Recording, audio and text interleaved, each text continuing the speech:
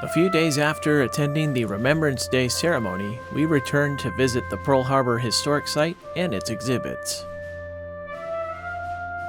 One such exhibit is called The Road to War.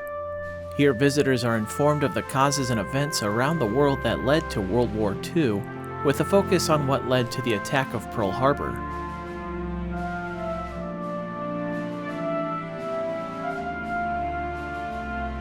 They also go in depth in explaining what led Japan to commit such an attack.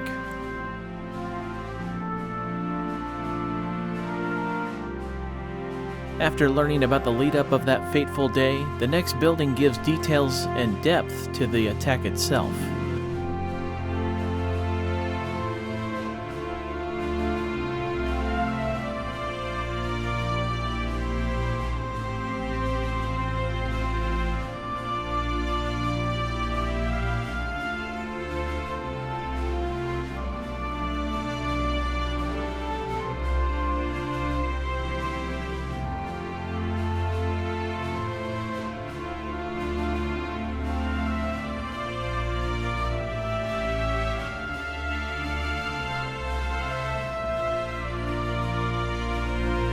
There's a small theater where visitors can learn more about the attack, as well as watch footage taken by those who were there.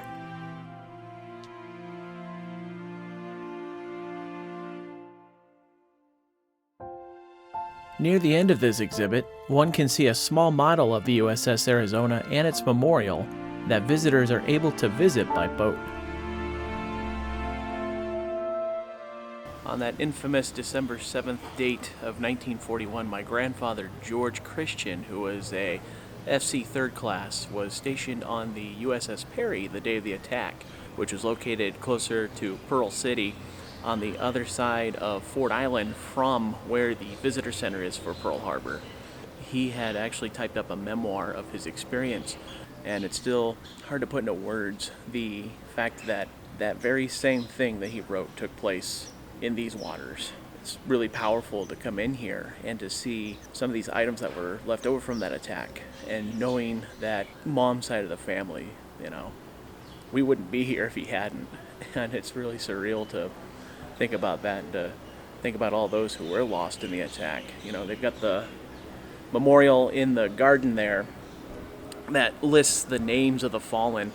They don't have the Arizona listed there. I think their names are going to be listed on the memorial out there in the water, but it's incredibly powerful to see that.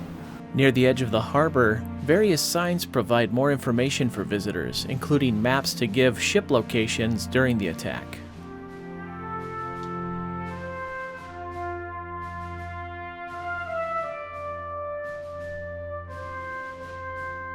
Throughout the grounds, visitors can also view items recovered from the USS Arizona, including its bell and its anchor. The anchor is surrounded by plaques with lists of the survivors from the attack.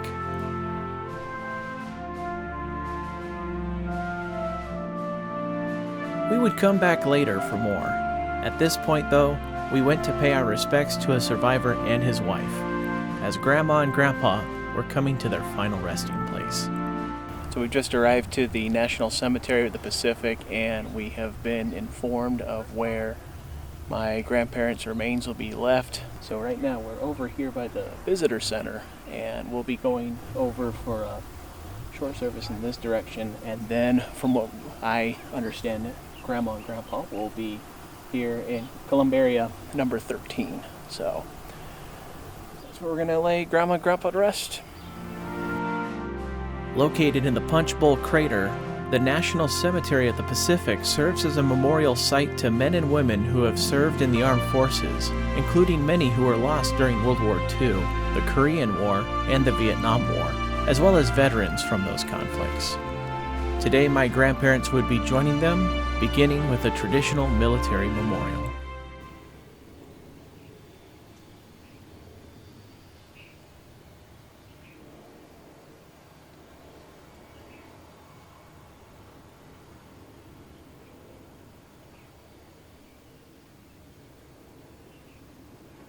Bears, step.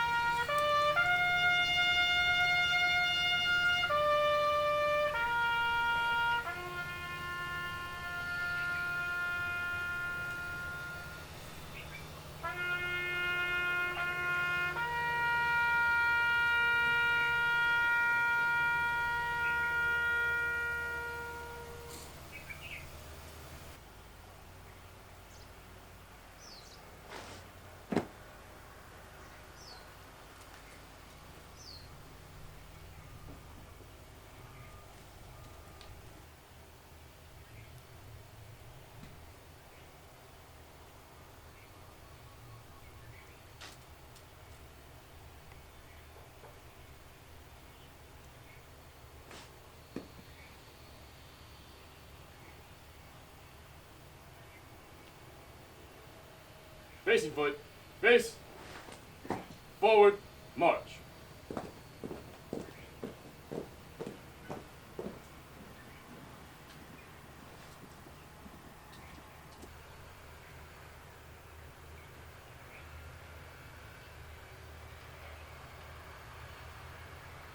King of the United States Navy and every man and woman in uniform today for their honorable and faithful service to our country. And also to Ruth Ann and Vicki, on behalf of the National Memorial Cemetery of the Pacific and to every veteran here on staff, it would be an honor to place your beloved parents here at our national shrine, the late George and Rhoda Christian. This communal court service has concluded. We'll now proceed to column Baron 13, the placing of the urn. And before I close, I will break protocol in saying, as an Army veteran, my son is currently in the United States Navy, this truly was a special moment. And knowing what your father seen with his eyes 78 years ago, his action of bravery is truly incredible. In a sense, your father and mother have come home. Following the traditional military memorial, we took them over to their final resting place.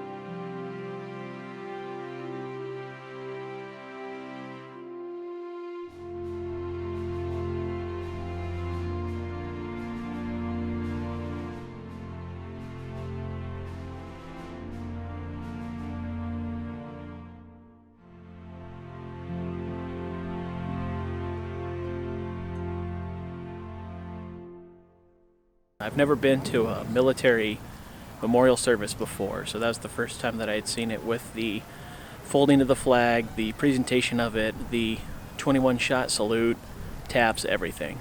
It was also touching that the gentleman who presided over it shared that that was his first memorial that he presided over at the National Cemetery of the Pacific for a Pearl Harbor survivor. You know, one of my biggest regrets in life was I never had the opportunity to talk to him more about his experience in Pearl Harbor. And getting a chance to come here and see it for myself is pretty powerful. One of the cemetery's features is the viewpoint near the top of the crater.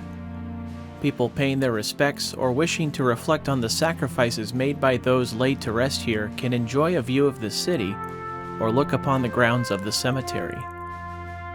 Seeing the sights from up here, I certainly understand why my grandparents enjoyed coming to Hawaii, why they would want this to be their final resting place. Another feature of this cemetery is the Honolulu Memorial, created to honor the sacrifices of those who served in World War II and the Korean War, with the Vietnam War added in 1980. The side marble slabs list the name of over 28,000 personnel who were missing in action or buried at sea during those conflicts.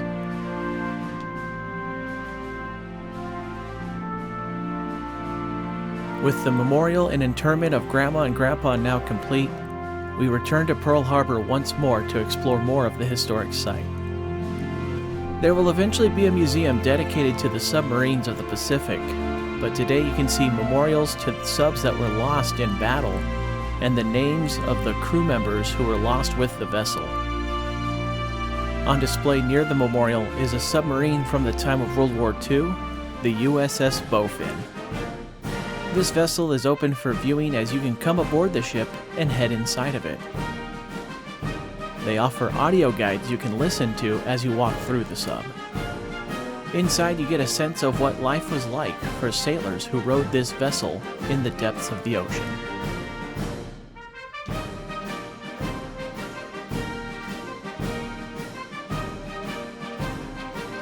Just to show you how much fun it is to try and get through these little portals here. It's so tight! Not very spacious.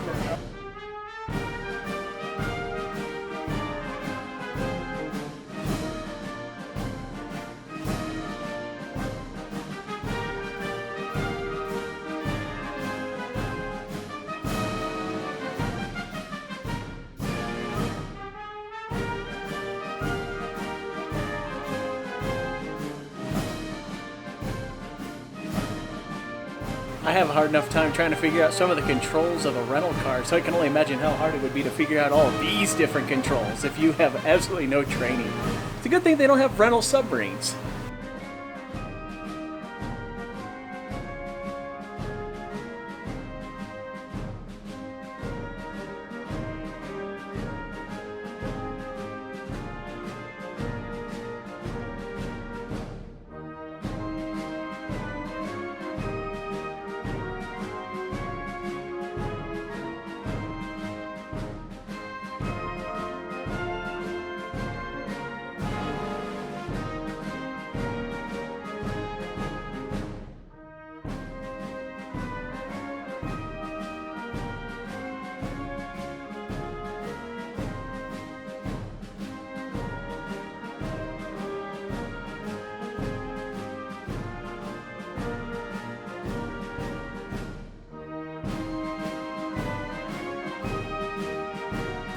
I tell you what, I have a lot of respect for the sailors who have traveled aboard submarines because it is tight, it is claustrophobic, and so I couldn't imagine what it'd be like to have to experience that full time.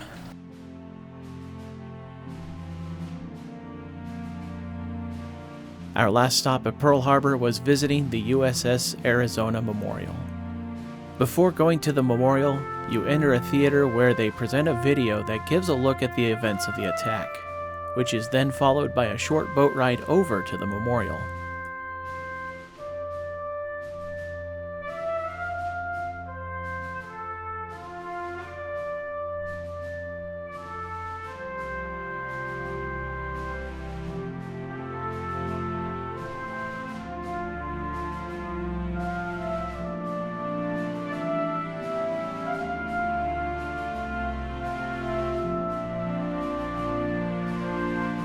As you visit the memorial, you have the ability to look out and see the sunken vessel that best reflects the loss that came from this attack, as nearly half of the total lives lost from the attack were from this ship alone.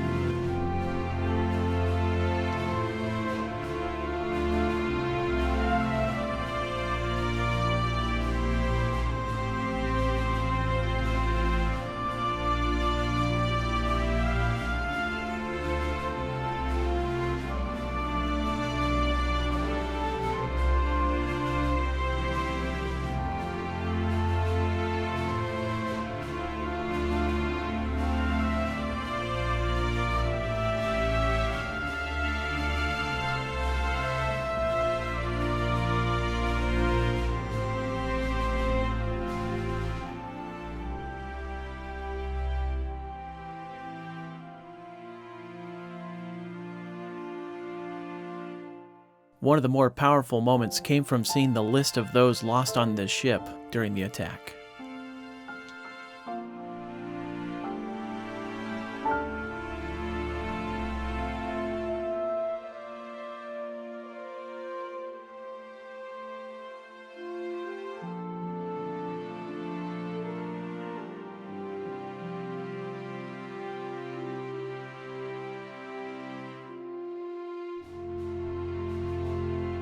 While it had been somber, I appreciate that I was able to come and take part in remembering those who were lost in this tragic event, and especially to be able to pay my respects to Grandma and Grandpa as they were brought home to their final resting place.